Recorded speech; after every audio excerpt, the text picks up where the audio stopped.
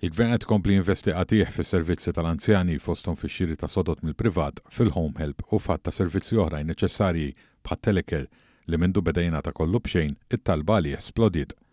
Waqt li kienet jieħu sehem fil-programm fl-ewwel ta' Mejju kulħadd tal-Belt fuq One Radio, is-Segretarju Parlamentari għall-Anzjanità Attiva Melkin Pola Ġużgalja spjega kif tal-investimenti huma possibbli għax għandna klima ekonomika li tajba ħafna f'pajjiżna.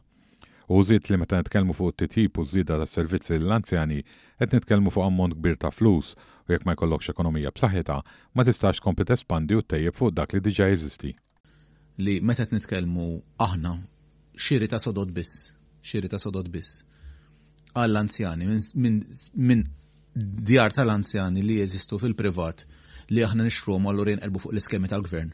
Aħna f'sena din is-sena ħankunu qegħdin nonfqu 80 miljun. F'sena waħda. Dak xiri ta' sodod biss. Jiġifieri qed nitkellmu ammont kbar.